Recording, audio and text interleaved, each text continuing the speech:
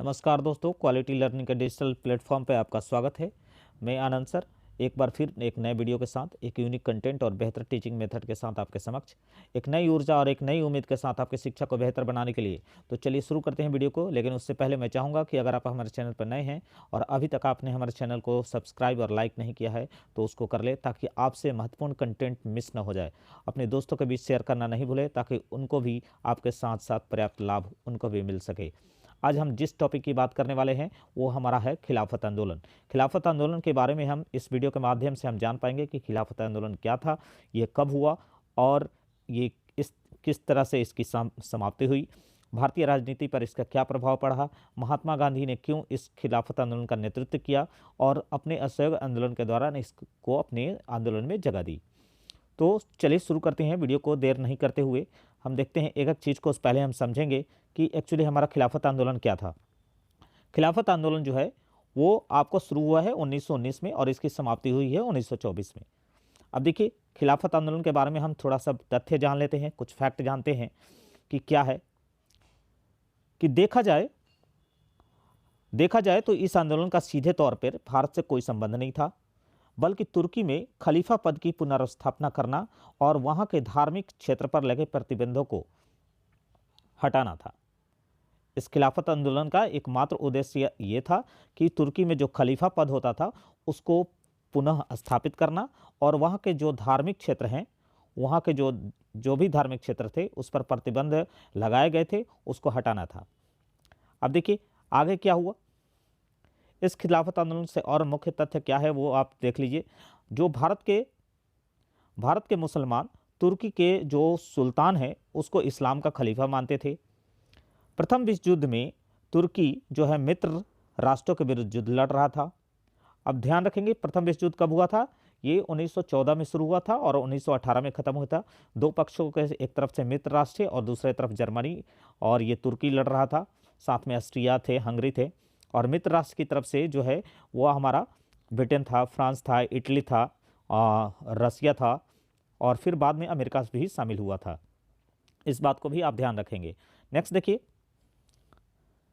क्या हुआ कि युद्ध के समय जो ब्रिटिश राजनीतिज्ञ थे, यानी जो ब्रिटिश के प्रधानमंत्री लॉर्ड जॉर्ज थे, उन्होंने भारतीय मुसलमानों को यह वचन दिया था कि वो तुर्की साम्राज्य को किसी तरह का नुकसान नहीं पहुंचाएंगे।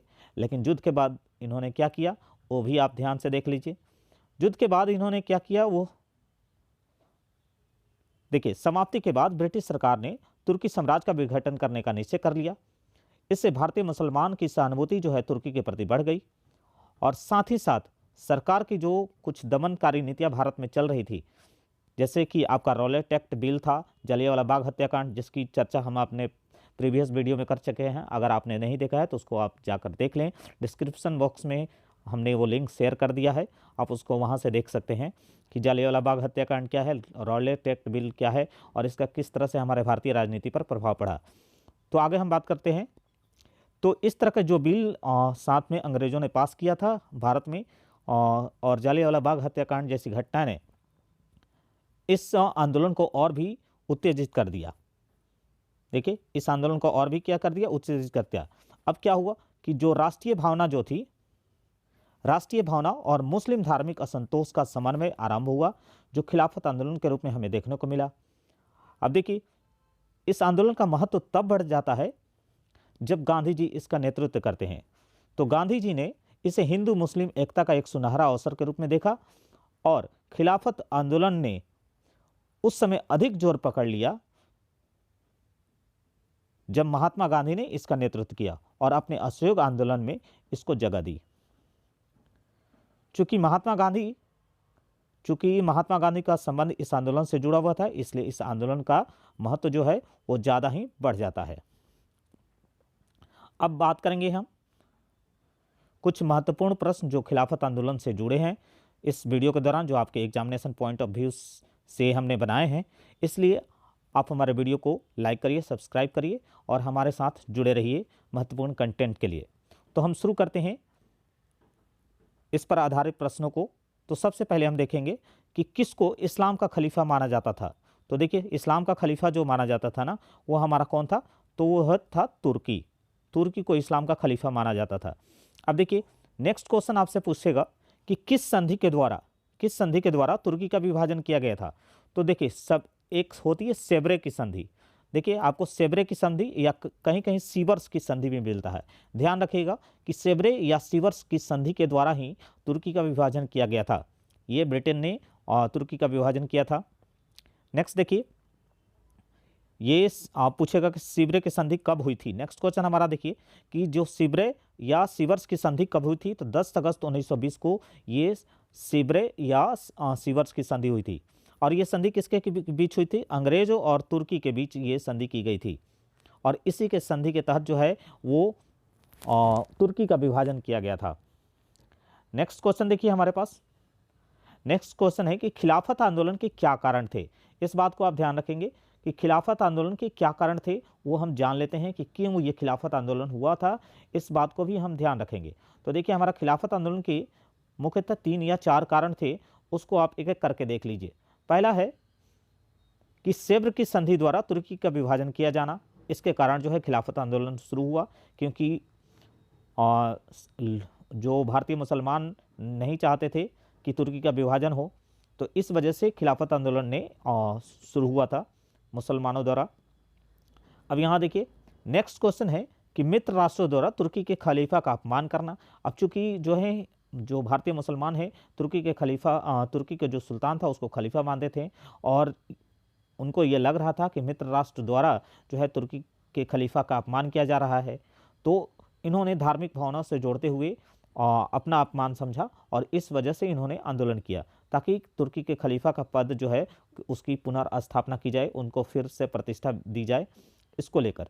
नेक्स्ट देखिए, थर्ड है इस्लाम की पवित्र भूमि कहे जाने वाली तुर्की पर जबरदस्ती अधिकार जमाना। अब ब्रिटिशों ने क्या किया, इनकी आदत शुरुआत से रही है दूसरे देशों पर अधिकार जमाना, दूसरे के मामले में हस्तक्षेप करना। तो यहाँ तुर्की के साथ भी इन्होंने ऐसा ही किया कि जो उस समय तुर्की जो है इस्लाम की पवित्र भूमि मानी जाती थी, तो तुर्की ने उस तुर्की पर इन्होंने अधिकार जमाना शुरू कर दिया। नेक्स्ट देखिए, यह वजह भी बना जो खिलाफत आंदोलन का कारण था। नेक्स्ट देखिए, भारतीय मुसलमानों द्वारा तुर्की के खलीफा के प्रति संवेदना। देखिए, भारतीय मुसलमान जो है काफ़ी संवेदनशील हो गए तुर्की के खलीफा पद को लेकर, और उन्होंने इसके एवज में यहाँ आंदोलन करने का निर्णय किया। नेक्स्ट क्वेश्चन देखिए, हमारे आपके एग्जाम में जो पूछे जाते हैं क्वेश्चन वो क्या है कि अखिल भारतीय स्तर पर खिलाफत दिवस कब मनाया जाता है। ध्यान रखिएगा कि खिलाफत दिवस कब मनाया जाता है। देखिए, अखिल भारतीय स्तर पर जो खिलाफत दिवस है ना, वो 17 अक्टूबर 1919 को ये मनाया गया था। ध्यान रखेंगे, कहीं कहीं आपको 31 भी मिलता है। जो खिलाफत दिवस की बात करेगा तो कहीं कहीं आपको जो है वो 31 अगस्त 1920 मिलता है। खिलाफत दिवस की बात कर लेगा तो आपको 31 अगस्त 1920 भी मिलता है, आप ये ध्यान रखें। लेकिन अखिल भारतीय स्तर पर खिलाफत दिवस कब मनाया गया, तो 17 अक्टूबर 1919 को मनाया गया।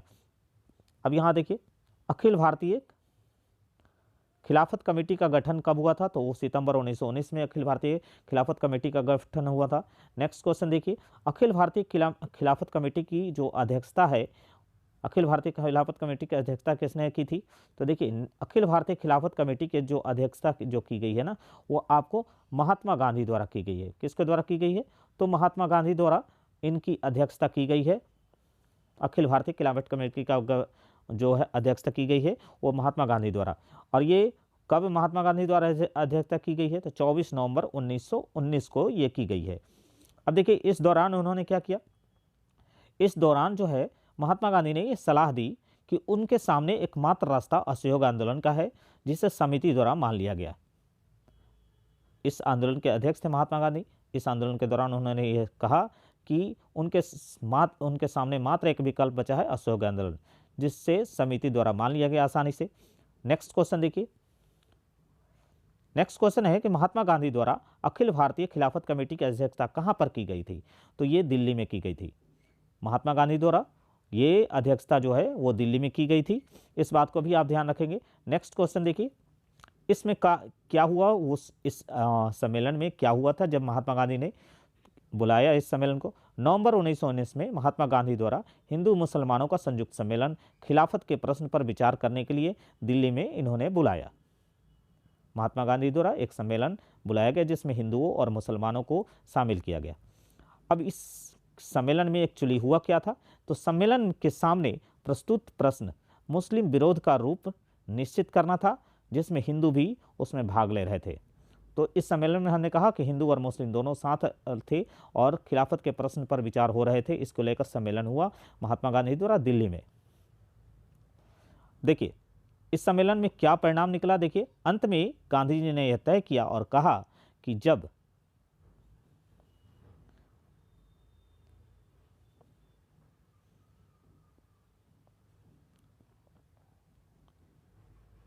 ब्रिटिश सरकार अपने वादे से मुकर रही है तो हिंदू और मुसलमान सरकार का सहयोग करना बंद कर दें और एक साथ ब्रिटिशों का विरोध करें। इस सम्मेलन में महात्मा गांधी द्वारा ये बातें कही गई कि अगर ब्रिटिश सरकार अपने वादे से मुकर रही है तो आपको वो हिंदू और मुसलमानों को ब्रिटिशों का सहयोग करना बंद करना होगा और उनका एक साथ विरोध करना होगा। नेक्स्ट क्वेश्चन देख लीजिए। नेक्स्ट क्वेश्चन अगर आपसे पूछता है कि खिलाफत आंदोलन की समाप्ति कब हुई थी, तो 1924 में हुई थी। अब ये खिलाफत आंदोलन की समाप्ति के बारे में हम बात करेंगे, किसने की थी, तो मुस्तफ़ा कमाल पाशा ने की थी। इस बात को भी आप ध्यान रखेंगे। नेक्स्ट क्वेश्चन देखिए, खिलाफत आंदोलन के समय इंग्लैंड का प्रधानमंत्री कौन था, तो लॉर्ड जॉर्ज था। लॉर्ड जॉर्ज जो थे इंग्लैंड के प्रधानमंत्री थे और इन्होंने ही कहा था कि हम तुर्की का विभाजन नहीं करेंगे, तुर्की के साथ किसी तरह का कोई भेदभाव नहीं करेंगे, लेकिन इन्होंने युद्ध की समाप्ति के बाद ये सारे अपने वादे से मुकर गए, जिसका परिणाम हमें खिलाफत आंदोलन के रूप में मिला। नेक्स्ट देखिए, अखिल भारतीय खिलाफत आंदोलन सम्मेलन जो है जुलाई 1921 में कहाँ हुआ।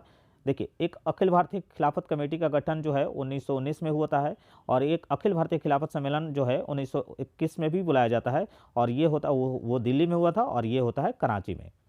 उसके अध्यक्ष जो थे वो महात्मा गांधी थे और इसके अध्यक्ष आप देखेंगे कौन है, तो मौलाना मोहम्मद अली हैं। 1921 में अखिल भारतीय खिलाफत सम्मेलन का अध्यक्ष कौन थे, तो मौलाना मोहम्मद अली थे। ये अखिल भारतीय खिलाफत सम्मेलन के जो अध्यक्ष बने वो मौलाना मोहम्मद अली थे और शुरुआत में जो बने थे वो महात्मा गांधी बने थे 1919 में। वो दिल्ली में हुआ था और ये कराची में। इस बात को भी आप ध्यान रखेंगे। नेक्स्ट क्वेश्चन देखिए हमारे पास,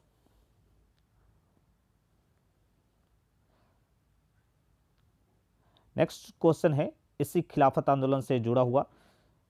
इसमें कहा गया है क्या, किसने कहा है कि आज से किसी भी मुसलमान के लिए फौज में नौकर रहना, भर्ती में नाम लिखवाना और उसकी मदद करना हराम है। यानी ब्रिटिशों के लिए मदद करना, फौज में नाम लिखाना, नौकरी करना और भर्ती में नाम लिखवाना, उनकी मदद करना, ये सब हराम है। किसने कहा था, तो ये कहा था मौलाना मोहम्मद अली ने। मौलाना मोहम्मद अली ने कहा था खिलाफत आंदोलन के संदर्भ में। अब देखिए नेक्स्ट क्वेश्चन देखिए, खलीफा के पद को कब समाप्त कर दिया गया था। मैंने बताया कि 3 मार्च 1924 को खलीफा का पद समाप्त कर दिया था। किसने किया था, तो मुस्तफ़ा कमाल पाशा द्वारा किया गया था। देखिए नेक्स्ट क्वेश्चन देखिए, खलीफा के पद को किसने समाप्त कर दिया था और उसके सारे अधिकार छीन लिए थे, तो मुस्तफ़ा कमाल पाशा द्वारा ये काम किया गया था। अब ये मुस्तफ़ा कमाल पाशा कौन है, इसके बारे में हम जानेंगे। देखिए किसके नेतृत्व में तुर्की में क्रांति हुई थी, तो जाहिर सी बात है कि मुस्तफ़ा कमाल पाशा के नेतृत्व में ही तुर्की में क्रांति हुई थी। अब देखिए उस दौरान जो है तुर्की का खलीफा कौन था। अब मुस्तफ़ा कमाल पाशा के नेतृत्व में तो क्रांति हुई, तो उस दौरान भी कोई खलीफा होगा तुर्की का, तो वो खलीफा कौन था। उस दौरान तुर्की का खलीफा कौन था, तो सुल्तान मोहम्मद चतुर्थ थे। सुल्तान मोहम्मद चतुर्थ जो है वो तुर्की के खलीफा थे। नेक्स्ट देखिए, अब क्रांति जो है मुस्तफ़ा कमाल पाशा के द्वारा के नेतृत्व में हुई थी, तो कमाल पाशा द्वारा सुल्तान मोहम्मद चतुर्थ को गद्दी से उतार दिया गया और किसे तुर्की का नया खलीफा बनाया गया और उसके सारे अधिकार छीन लिए। तो ये काम किया था मुस्तफ़ा कमाल पाशा द्वारा। सुल्तान मोहम्मद चतुर्थ को हटा दिया गया और तुर्की का एक नया खलीफा इन्होंने घोषित किया और उसका नाम जो है अब्दुल मजीद था। क्या नाम था, अब्दुल मजीद। अब्दुल मजीद जो है इसको मुस्तफ़ा कमाल पाशा ने खलीफा तो बनाया लेकिन उसके सारे अधिकार अपने पास रखे। नेक्स्ट क्वेश्चन देखिए, नेक्स्ट क्वेश्चन है कि भारतीय खिलाफत कमेटी ने 1924 में विरोध प्रदर्शन के लिए एक प्रतिनिधि मंडल तुर्की भेजा, लेकिन राष्ट्रवादी नेता जो मुस्तफ़ा कमाल पाशा ने क्या किया, उसकी उपेक्षा की और 3 मार्च 1924 को खलीफा को पद को ही समाप्त कर दिया और खिलाफत आंदोलन का अंत कर दिया। इसने क्या किया, इसने मित्र राष्ट्र से संधि कर ली। देखिए इसने क्या किया, मित्र राष्ट्र से संधि करते हुए तुर्की को एक धर्मनिरपेक्ष राष्ट्र घोषित कर दिया। अब जाहिर सी बात है कि जब तुर्की को ही कोई प्रॉब्लम नहीं तो आपको क्या भाई प्रॉब्लम है। इस वजह से इस खिलाफत आंदोलन की समाप्ति हो गई। और कुछ महत्वपूर्ण प्रश्न देखते हैं। खिलाफत आंदोलन के समय सक्रिय रूप से भाग लेने वाले कौन कौन नेता थे। तो देखिए खिलाफत आंदोलन में, जिस समय खिलाफत आंदोलन हुआ उस समय जो है सक्रिय रूप से भाग लेने वाले नेताओं में आपके महात्मा गांधी है, खान अब्दुल गफ्फार खान है, अली बंधु हैं जिनका मोहम्मद अली और शौकत अली ये दोनों भाई थे, ये अली बंधु का नाम से जाने जाते हैं। और साथ में देखिए डॉक्टर कीचलू हैं। आगे चल के देशद्रोह के मामले में अली बंधुओं को और डॉक्टर कीचलू को गिरफ्तार कर लिया गया था देशद्रोह की संभावना को देखते हुए ब्रिटिशों द्वारा। नेक्स्ट क्वेश्चन देखिए, केंद्रीय खिलाफत कमेटी कब गठित की गई थी। तो मार्च 1919 में केंद्रीय खिलाफत कमेटी गठित की गई थी। नेक्स्ट क्वेश्चन देखिए, केंद्रीय खिलाफत कमेटी के अध्यक्ष एवं सचिव कौन थे। तो अध्यक्ष थे हसरत मोहानी और सचिव थे शौकत अली। इस बात को भी ध्यान रखें, केंद्रीय खिलाफत कमेटी 1919 में गठित किए गए थे मार्च में, और इसके अध्यक्ष कौन थे। तो हसरत मोहानी थे और जबकि सचिव जो थे वो शौकत अली थे।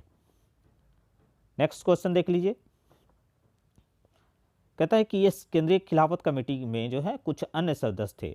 हसरत मोहानी और शौकत अली के अलावा भी इसमें बहुत सारे अन्य लोग थे, उसका भी हम देख लेते हैं कि वो कौन कौन से लोग थे। अन्य सदस्य के रूप में हम बात कर लेते हैं। तो अन्य सदस्य में आपका मोहम्मद अली हैं, हकीम अजमल खान हैं, डॉक्टर मुख्तार अहमद अंसारी हैं और मौलाना हसन है। फिर उसके बाद अब्दुल बारी हैं। इसके अलावा देखिए मौलाना अबुल कलाम भी हैं। नेक्स्ट क्वेश्चन देखिए, कौन खिलाफत आंदोलन को हिंदू मुस्लिम एकता का स्थापित करने का एक ऐसा अवसर माना और कहा कि ऐसा अवसर जो है आगे के 100 वर्षों में भी आपको नहीं मिलेगा। तो ऐसा किसने कहा था। तो महात्मा गांधी ने। महात्मा गांधी ने खिलाफत आंदोलन के को एक हिंदू मुस्लिम एकता के अवसर के रूप में देखा और कहा कि हिंदू और मुस्लिम 100 वर्षों में एक साथ एक प्लेटफॉर्म पर नहीं आएंगे, ये मैं आपको कह रहा हूँ। तो इसको जो है महात्मा गांधी द्वारा कहा गया था, इसलिए महात्मा गांधी ने इसको नेतृत्व किया था। नेक्स्ट क्वेश्चन देखिए, मुस्लिम लीग ने हिंदुओं की ओर दोस्ती का हाथ बढ़ाने के उद्देश्य से गौ हत्या को बंद करने का प्रस्ताव कब पारित कर दिया। अब ध्यान रखिए कि चूंकि हिंदू और मुसलमान जो है एक प्लेटफॉर्म पर ला रहे थे, तो जाहिर सी बात है कि मुस्लिमों द्वारा हिंदुओं के जो गाय होती है वो माता के समान मानी जाती है, तो इस पर उन्होंने प्रतिबंध लगाया और सोचा कि ऐसा कार्य करने से हिंदू और मुस्लिम में एकता बनी रहेगी, समन्वय स्थापित रहेगा। तो इसको देखते हुए इन्होंने दिसंबर 1919 में प्रतिबंध लगा दिए गौ हत्या पर। नेक्स्ट क्वेश्चन देखिए, किसने महात्मा गांधी की खिलाफत आंदोलन में भागीदारी की आलोचना की थी। तो मोहम्मद अली जिन्ना ने महात्मा गांधी की भागीदारी पर आलोचना की थी। इसके अलावा बहुत सारे अन्य नेताओं ने भी महात्मा गांधी की आलोचना की थी, जिसमें आपका एनी बेसेंट भी थी।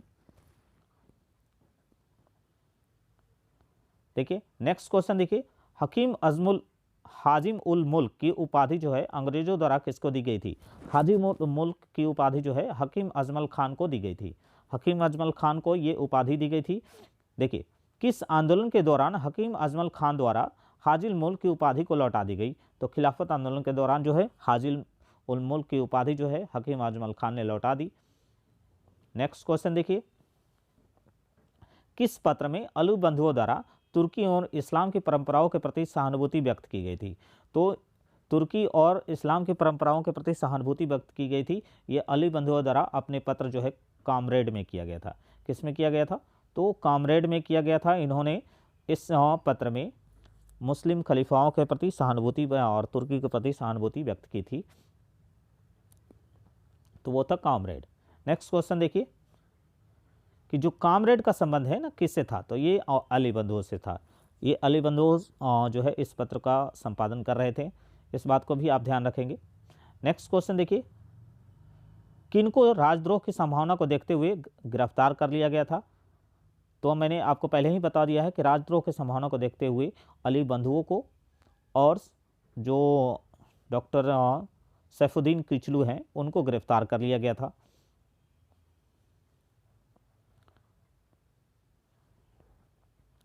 देखिए और कुछ क्वेश्चन है उसको भी आप देख लें।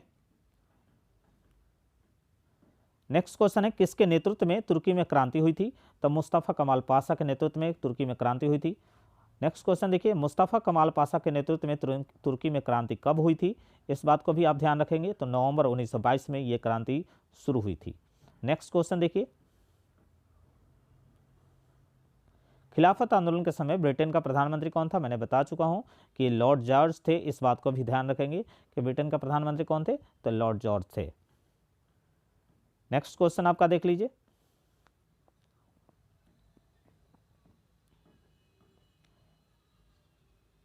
प्रथम विश्व युद्ध के दौरान मित्र राष्ट्र में कौन कौन देश शामिल थे?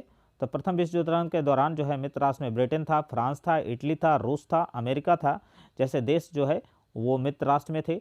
जबकि दूसरे ओर से जर्मनी था, तुर्की था, ऑस्ट्रिया था, हंगरी था, ये लोग जो है वो दूसरे पक्ष में लड़ रहे थे। प्रथम विश्व युद्ध के दौरान जो है वो जर्मनी और ये तुर्की की हार हुई थी, जबकि मित्र राष्ट्रों की जीत हुई थी। नेक्स्ट देखिए तुर्की किसके पक्ष में था? तो जर्मनी के पक्ष में था, मैंने बता दिया था आपको। अब देखिए प्रथम विश्व युद्ध कब शुरू हुआ था, इस बात को भी आप ध्यान से देख लीजिए कि यह 28 जुलाई 1914 को शुरू हुआ था और 11 नवंबर 1918 को ये खत्म हुआ था। तो इस तरह से ये खिलाफत आंदोलन से जुड़े महत्वपूर्ण प्रश्न थे। हम अपने नेक्स्ट वीडियो में बात करेंगे असहयोग आंदोलन की। तो हमारे चैनल पर जुड़े रहिए, हमारे चैनल को लाइक और सब्सक्राइब करते रहिए और बेहतरीन कंटेंट के लिए कंटेंट के माध्यम से अपनी शिक्षा को बेहतर बनाइए। नमस्कार। आपका दिन शुभ हो।